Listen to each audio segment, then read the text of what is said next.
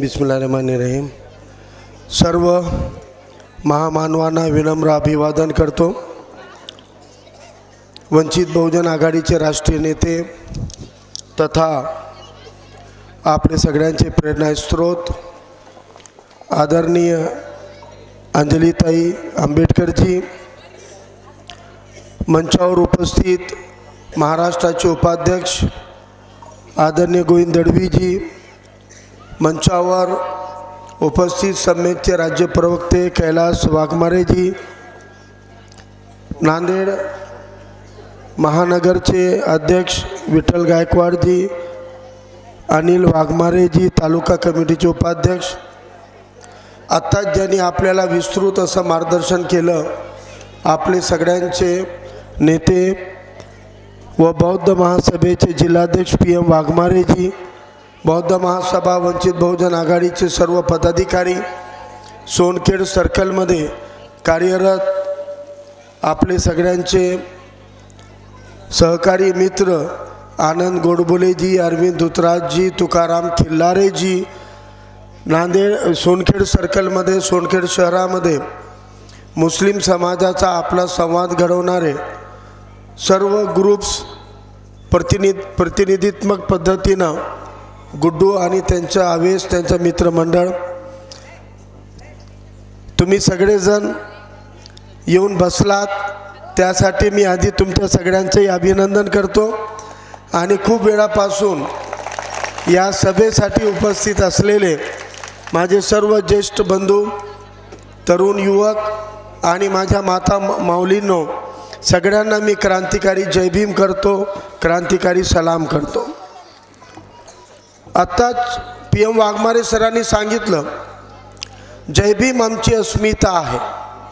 खरं तर जय भीम आणि धम्म यांचा संबंध नाही आहे, यांचा संबंध तसा नाही आहे। धम्मामधला नारा जय भीम नाही आहे, जय भीम आणि धम्माचा संबंध मात्र आहे। या देशामध्ये हजारो वर्षापासून दोनच परंपरा चालत आलेल्या आहेत। एक परंपरा विषमतेची, शोषणाची, अस्पृश्यतेची, गुलामगिरीची, वर्चस्ववादाची, ही एक परंपरा आहे ज्याला आपण विषमता म्हणतो, विषमतावादी म्हणतो, मनुवादी म्हणतो।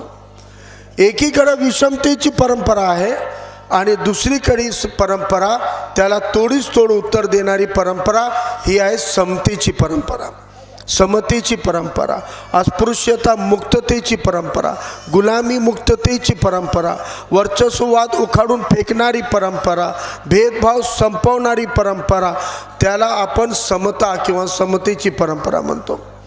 मग जय भीमचं आणि धम्माचं नातं काय? तर या जगामध्ये दोन पद्धतीचे धम्म आणि धर्म आहेत। जितके धर्म आपल्या मूल्यामध्ये समता शिकवतात ते सगळे समतावादी, आणि या समतावादींच्या विरोधात उभं टाकलेले अस्पृश्यता, गुलामगिरी लादणारे हे विषमतावादी धर्म आहेत। म्हणून जेवढे समतावादी विचार आहेत, महामानव आहेत, ज्यांनी या जगाला समता दिलेली आहे, अशा सगळ्या समतावादीच्या समतेचं प्रतीक विषमतेच्या छाताडावर चिरून आपण उभं केलेलं एक क्रांतिकारी वारा म्हणजे जय भीम आहे।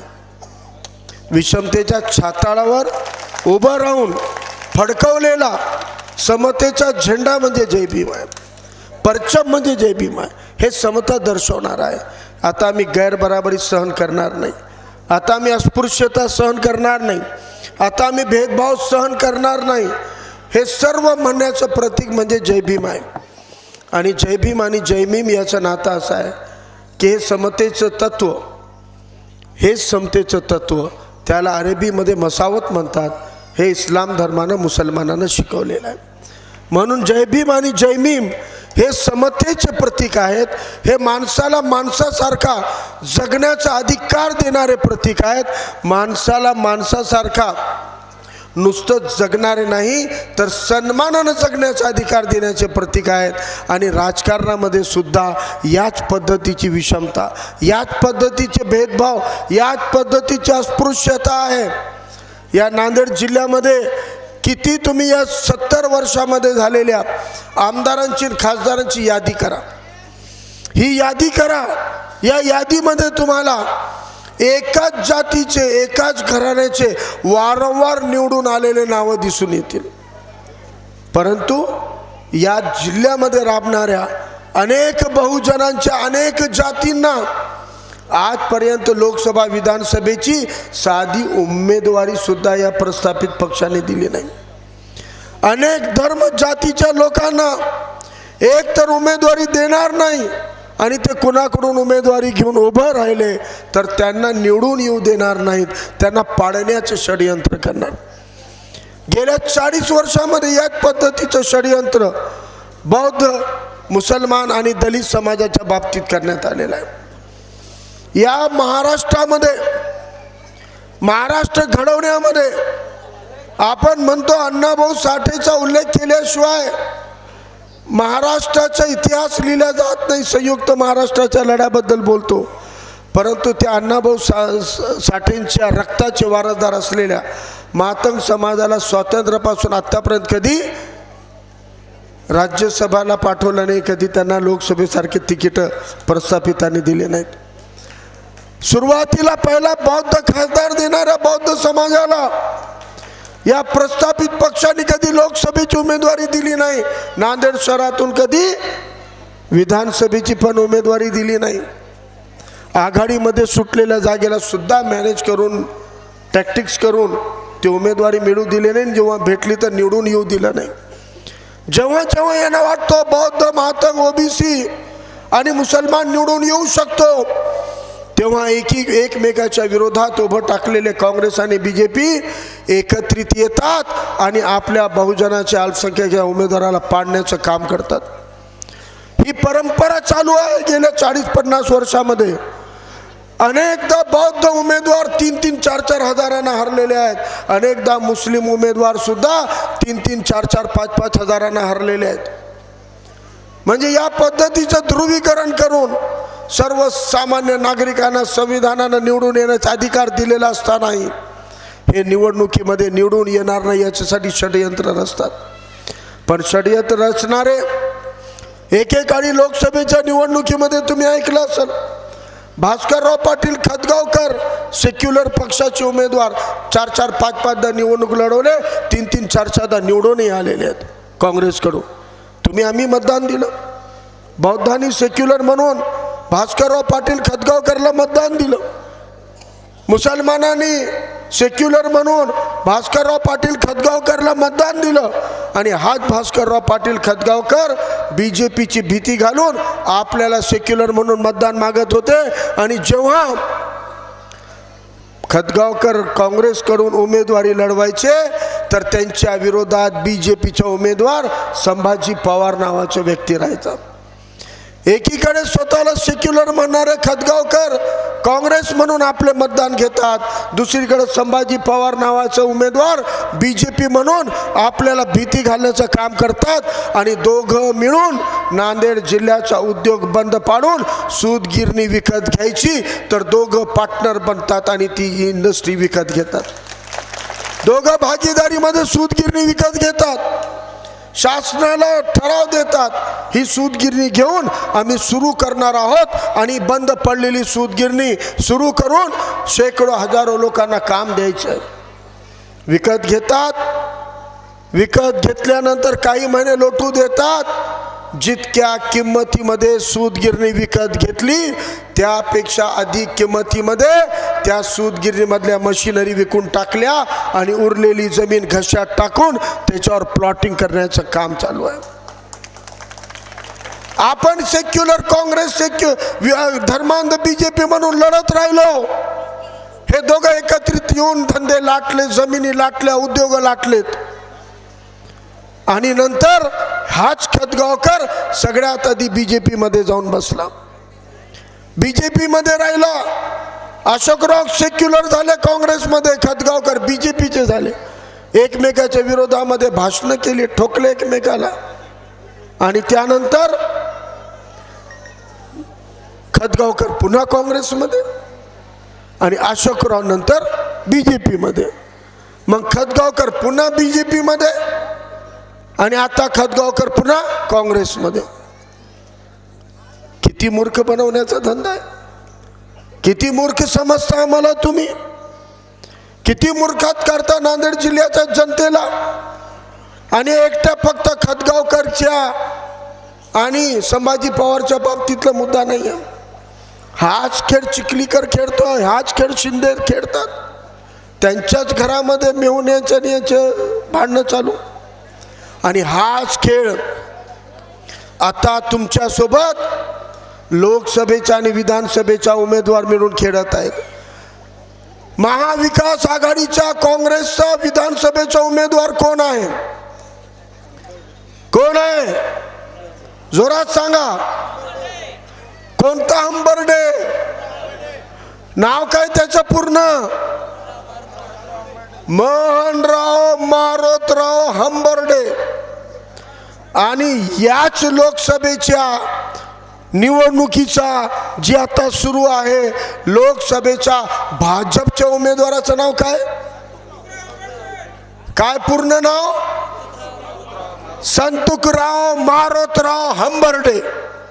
एकाच बापाची दोन लेक, सख्खे भाऊ. एक भाजपमधून, एक काँग्रेसमधून लोकांना मूर्ख बनवण्यासाठी रस्त्यावर उतरलेले, निवडणुकीत उतरलेले आहेत. अजून मूर्ख बनणार आहोत का? हेच मोहन हंबर्डेवर याच काँग्रेसच्या लोकांनी एका बौद्ध व्यक्तीला जेव्हा काँग्रेसनं राज्यसभेची निवडणुकीचं तिकीट देऊन उभं केलं, तर त्या बौद्ध व्यक्तीला राज्यसभेमध्ये हंडोरेला पाडणारा, काँग्रेसकडून निवडून येऊनही भाजपला मतदान, क्रॉस वोटिंग मध्ये मतदान करणारा हाच मोहन हंबर्डे होता. हे आपण विसरलेलो नाही. एकनाथ शिंदे खोके बोके घेऊन भाजप सोबत सरकार बनवताना बहुमत चाचणीच्या वेळेला भाजपच्या मदतीसाठी अशोक चव्हाणांसोबत जे 9 आमदार गायब झाले होते, भाजपची मदत करण्यासाठी उशिरा पोहोचले, दार बंद झाला म्हणून भाजपला भरघोस मतांनी बहुमत सिद्ध करण्याची मदत करणारा हाच मोहन हंबर्डे. हाच भाजपची मदत करतो. जेव्हा बहुमत चाचणी होते तेव्हा उशिरा जाऊन भाजपची मदत केली. आता विधान परिषदेच्या निवडणुकीला नुकताच लोकसभा झाल्यानंतर विधान परिषदेची निवडणूक झाली. या निवडणुकीमध्ये सुद्धा काँग्रेसच्या 7 आमदारांनी BJPला क्रॉस वोटिंग करून मदत केलेली आहे. क्रॉस वोटिंग लक्षात ठेवा. क्रॉस वोटिंग म्हणजे बेईमानी. क्रॉस वोटिंग तुम्हाला समजलं नाही तर बेईमानीची वोटिंग.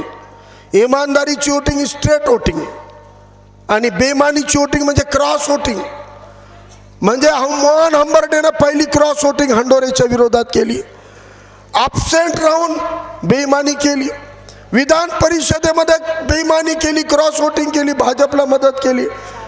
5 वर्षाच्या काळामध्ये 3दा मोहन हंबर्डेनं भाजपची मदत केली. निवडून येताना मात्र सेक्युलर म्हणून तुमच्या, आमच्या, दलितांच्या, मुसलमानाच्या मतावर निवडून आलं आणि हरामखोरानं तुमच्या मताच्या बद्दल सुद्धा बेईमानी केलेली आहे. तुमच्या विश्वासाचा घात केलेला आहे. तुमचा विश्वास हिरावून घेतलेला आहे. तुमचा भरोसा तोडलेला आहे. आणि आता सुद्धा तोंड घेऊन म्हणतो मी सेक्युलर पक्षाचा आहे. अरे तुझ्याच पक्षाचे महाविकास आघाडीचे प्रवक्ते बोलले की एकनाथ शिंदेच्या वेळेला मिंदेच्या लोकांनी 50 खोके एकदम ओके केले आणि काँग्रेसच्या या 7 आमदारांनी बेईमान वोटिंग, क्रॉस वोटिंग करण्यासाठी 25 खोके घेतलेत. हे महाविकास आघाडीचाच प्रवक्ता बोलला. संजय राऊतचे स्टेटमेंट आहेत. काँग्रेसच्या 7 आमदारांनी 25 खोके घेतलेत. आता काँग्रेसचे नेते म्हणत होते, अर्धे म्हणायचे हंबर्डेला उमेदवारी भेटणार, अर्धे म्हणायचे भेटते हो साहेब. मला कस काय भेटते? मला ते 25 खोके मधले 5 राहुल गांधीला, 5 नाना पटोलेला देऊन किस्सा तमाम करून टाकला. आता उमेदवारी भेटणार आहे म्हणले. खोकेचे बोके झाले सगळे. आणि आता निवडणुकीमध्ये आल्यावर माझा साधा सोपा प्रश्न आहे संतोष हंबर्डेला. माझा साधा सोपा प्रश्न आहे मोहन हंबर्डेला. संतोषराव, 20 नोव्हेंबरला मतदान कक्षामध्ये गेल्यावर 2 मशीन राहणार आहेत. एका बाजूला पांढरी मशीन लोकसभेची राहील. तुम्ही लोकसभेचे उमेदवार म्हणून पांढऱ्या मशीनीवर गेल्यावर, पांढऱ्या EVM वर गेल्यावर तुम्ही भाजपचे असल्यामुळे भाजपचं बटन दाबाल, पण लगेच तुम्हाला बाजूच्या गुलाबी मशीनवर यायचंय. गुलाबी मशीन विधानसभेची आहे. त्या मशीनवर तुमच्या भाजपच्या आघाडीच्या उमेदवाराचं बी बटन आहे, तुमच्या सख्या भावाच्या उमेदवारीचं बी बटन आहे. संतोषराव, 20 नोव्हेंबरला गुलाबी मशीनवर कोणता बटन दाबणार आहोत? जर भाजपच्या आघाडीचं बटन दाबलं तर भावाला गद्दार व्हाल, आणि जर भावाचं बटन दाबलं तर पक्षाला बेईमान व्हाल. आता उत्तर द्या. मोहन हंबर्डेला पण हेच विचारा. मोहनराव, लय प्रॅक्टिस आहे क्रॉस वोटिंगची, हंबर्डेला पाळायला, होय की नाही? आहे की नाही? विधानसभेला उशिरा जायची प्रॅक्टिस आहे, विधान परिषदेच्या वेळेलाही क्रॉस वोटिंगची प्रॅक्टिस आहे. आता सांगा बरं, या 20 नोव्हेंबरला मशीनवर गेल्यावर गुलाबी मशीनवर स्वतःचा बटन दाबाल, स्वतः उमेदवार हाव, पण बाजूला ठेवलेल्या पांढऱ्या मशीनीवर मोहन हंबर्डे कुणाचं बटन दाबणार आहो? कोणाचं बटन दाबणार आहो? एवढी अक्कल त्याला नाही. गॅस सिलेंडर दाबायला इमानदाराची प्रामाणिकतेच्या मनगटातला दम लागतो. गॅस सिलेंडरचं बटन बेईमानाचं काम नाही आहे. कष्ट करणारे इमानदार मनगटीचा दम असलेल्या बहादरांची पसंत गॅस बटन आहे. गॅस सिलेंडर काय जोक आहे का? स्वाभिमानी राजकारणाचं प्रतीक गॅस सिलेंडर आहे. म्हणून हे यांच्या हरामखोर बेईमानांच्या कामाचं नाही आहे हे काही. म्हणून मोहनराव, आता तुम्ही सांगा, पांढऱ्या मशीनचं कोणतं बटन दाबणार आहोत? जर तुमच्या महाविकास आघाडीच्या उमेदवाराचं बटन दाबलं तर सख्या भावाला गद्दार होणार आहोत, आणि जर तुम्ही भावासोबत गद्दारी केली नाही तर पक्षाला बेईमान होणार आहोत. पण तुम्हाला कोणत्याही हालतीमध्ये दोघं भाऊ 20 तारखेला बेईमान होणार आहेत, यात काही दुमत नाही. भावाला भाऊ होईल की पक्षाला होईल, पण असे हे बेईमान आहेत. एकाच घरातून काँग्रेस आणि भाजप काय यांचं पडलेलं आहे. आता विठ्ठल भाऊ सांगितले एकमेकाच्या मदती कशी करतात. म्हणून या लोकांपासून सावध व्हा.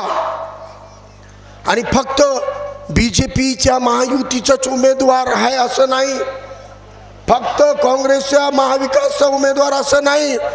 अजून एक तिसरा उमेदवार आहे, RSSचा उमेदवार आहे, दिलीप कंदकुर्ते, खाकी चड्डी गँगवाला. इतकं बेईमान राहतात ते RSS वाले. एकीकडं भाजपला आघाडीमध्ये उमेदवार आहे म्हणून मोदीची फोटो टाकायची परवानगी द्यायलेत, आणि दुसरीकडे स्वतःचा RSSचा माणूस अपक्ष म्हणून उभं करायलेत. एवढं मूर्ख बनवण्याचा धंदा आहे यांचा. म्हणून त्या अपक्ष म्हणून तुमच्याकडे येईल, अपक्ष शेगडी आहे घ्या म्हणून. गेल्या वेळेला घात केला त्यांनी, बौद्धांचा बी केला, मुसलमानांचा बी केला अपक्ष म्हणून. पण त्याची खाकी चड्डीवाली फोटो व्हायरल करा आणि लिहा गॅस शेगडीवाला चड्डीवाला गँगचा माणूस आहे, त्याला एकही मतन गेला कामा नाही. म्हणून या पद्धतीच्या या सगळ्या बेमानांना धडा शिकवायचा असेल तर आपल्याकडे एकच पर्याय आहे. मी तुम्हाला खात्रीनं सांगतो, या निवडणुकीचं मत बहुजन समाजानं बनवून घेतलेलं आहे, अल्पसंख्याक मुस्लिमांनी ठरवून घेतलेला आहे, ओबीसीनी निर्णय घेतलेला आहे. गरीब मराठा पण काही काही अंशी विचार करत आहे की आता आपल्याला थोडंसं बदलावं लागेल. सोनखेड या गावामध्ये मराठा समाजाच्या वर्चस्वाचा एक मतदानाचा टक्का आहे. मी 2 मिनिटं शेवटचं माझ्या गरीब मराठा बांधवाला सांगू इच्छितो.